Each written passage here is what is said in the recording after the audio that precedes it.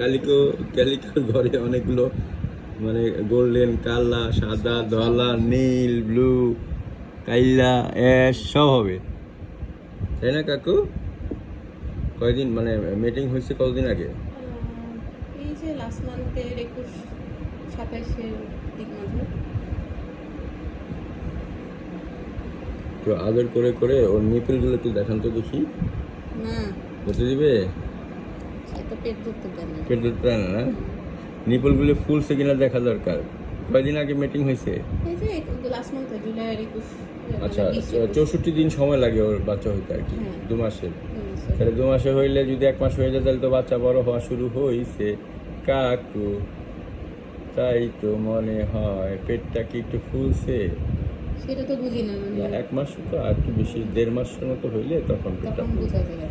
আর এখন যেটা হবে জানেন এই ইয়েটা আর কি, মেমারি গ্ল্যান্ডগুলো একটু মানে প্রমিনেন্ট হবে মানে, বুঝছেন? এখন ওকে কি বলে ভালো ভালো খাবার দিতে হবে, মাছ, মাংস, দুধ, ডিম, গরুর মাংস, খাসির মাংস। ডিম ফার্স্ট টাইম সেদিন খাইছে, তাও খাইছে 3টা। ও গুড। সে খাইছে হচ্ছে 3টা। এখন মাছ, মাংস, দুধ, ডিম, গরুর মাংস, খাসির মাংস, গরুর দুধ, মুরগির দুধ সব খাবে কাকু। নিউট্রিশনালিও ভালো হয়ে আছে, অসুবিধা নাই। অসুবিধা নাই। এখন আর কোনো ওষুধ টষুধ দেওয়া যাবে না, কনসিভ হইলে কোনো ওষুধ দেওয়া যায় না। ওকে আমি কিছু সাপ্লিমেন্ট দিচ্ছি, ওইটা দিবেন, তাহলে বাচ্চা বের হইতে কোনো সমস্যা হবে না।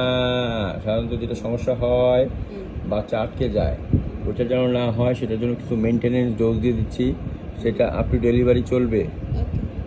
সাপ্লিমেন্ট জাস্ট, কোনো ইয়ে না, অ্যান্টিবায়োটিক না, সাপ্লিমেন্ট।